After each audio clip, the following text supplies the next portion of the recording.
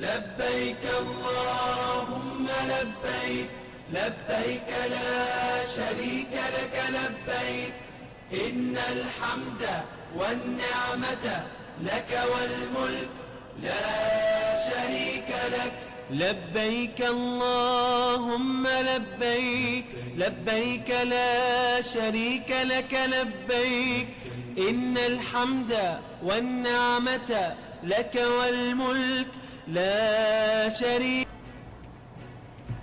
हज जी रुकन आज़म वक़ूफ़ी अरफात की अदायगी लाए हाजी सगोरा मैदानी अरफात में जमा 1.5 लाख पाकिस्तानियों समेत सॼी दुनिया में 25 लाख हज पांधीड़ा हज जो ख़ुतबो ॿुधंदा। मिना में 21,92,000 स्क्वायर फुट ते दुनिया जो सब खां वॾो ख़ैमनि जो शहर आबाद। मुनासिक हज दौरान हाजी सगोरा मिना जे आरज़ी ख़ैमा बस्ती में 8 ज़िलहज जो सॼो ॾींहुं तरसंदा। हाजी सगोरा लब्बैक अल्लाहुम्मा लब्बैक जूं सदाऊं बुलंद कंदे 9 ज़िलहज ते फजर जी नमाज़ पढ़ी मैदानी अरफात रवाना थींदा।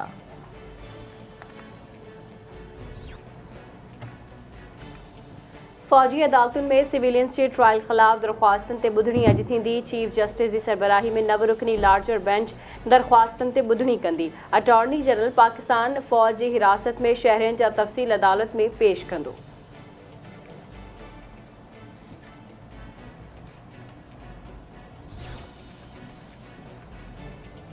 कानून के हरकत में आणण लाइ रंडकूं ख़त्म करणियूं पवंदियूं आहिनि। इलेक्शन में का बि रंडक नज़र न पई अचे।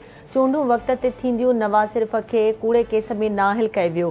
पहिरीं उन जो अज़ालो थियणु घुरिजे। पैनामा केस में 400 पाकिस्ताननि जा नाला हुआ। नवाज़ शरीफ़ जो नालो ई न हो ऐं उन ख़िलाफ़ केस हलायो वियो। हर हंधि सोशल मीडिया खे मॉनिटर कयो वेंदो आहे। बचाव वारे वफ़ाक़ी वज़ीर ख्वाजा आसिफ जो बयान। पाकिस्तान ऐं IMF विच में अॼु स्टाफ लेवल मुआहिदो तइ थियण जो इम्कान। नाड़े वारी वज़ारत जो चवणु आहे त IMF सां मुआहिदे लाइ ॻाल्हियूं आख़िरी मरहले में दाख़िल थी चुकियूं आहिनि। समूरियुनि शर्तनि ते डेडलॉक ख़त्म थी वियो आहे। IMF शर्तनि ते सालियानो $1 लख पाकिस्तान आणण जी स्कीम ख़त्म करे छॾी आहे।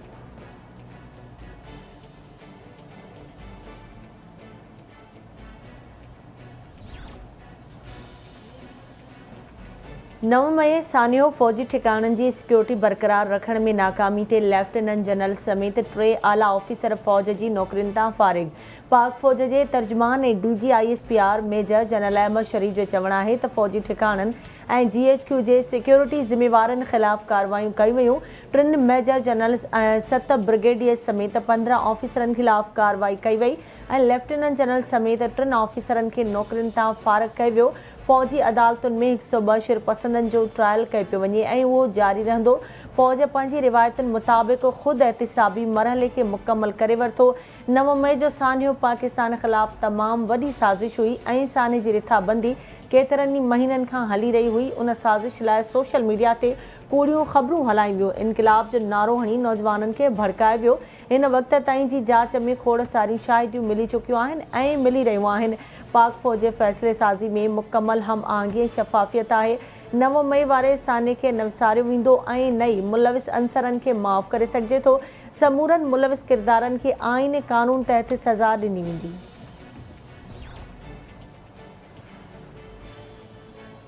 अॻूणे वज़ीर आज़म नवाज़ शरीफ़ ऐं आसिफ अली ज़रदारी विच में दुबई में मुलाक़ातनि जो सिलसिलो जारी। ज़रियनि मौजूदु इलेक्शन में क़ौमी तौर सूबाई असेंबली में सीट एडजस्टमेंट ऐं ॿियनि मामलनि ते ॻाल्हियूं थियूं।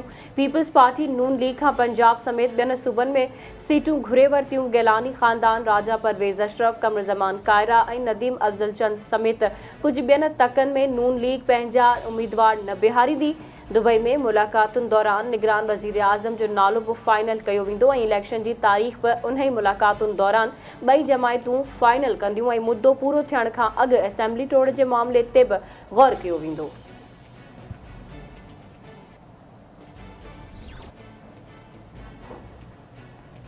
मुल्क जे मुख़्तलिफ़ शहरनि में अॼु बि गजगोड़ सां गॾु बरसात जो इम्कान। इस्लामाबाद, पंजाब, KP, बलूचिस्तान, कश्मीर ऐं गिलगित बल्तिस्तान में तेज़ हवाउनि सां गॾु बरसात पवंदी। गुज़िरियल ॾींहुं लाहौर एयरपोर्ट ते 255 मिलीमीटर बरसात रिकॉर्ड कई वई हुई।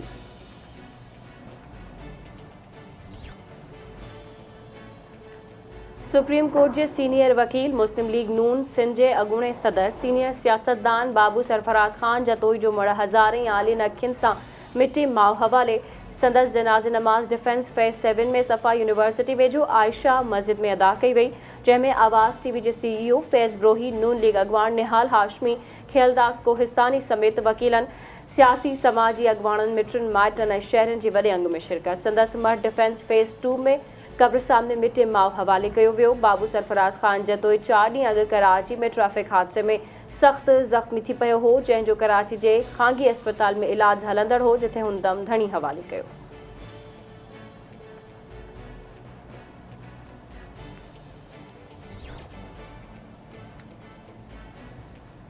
पीर जो ॻोठ वेझो गुम थियल मासूम ॿारड़े जो लाश मछीअ जे तलाउ मां हथे। सदर जी भटियूं शहर मां पुरस्रार नमूने गुम थियल 2 वरहनि जे आकाश शेख जो घर ॿाहिरां मछी जे तलाउ मां लाश हथ।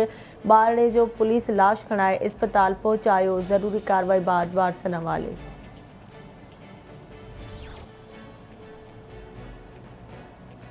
कलवई वेझो राति देर सां विॼ किरण सबबि पोरियत फौत थी वियो। वंगू पतड़ में विॼ किरण सबबि पोरियत मंठार मला दम ॾिनो।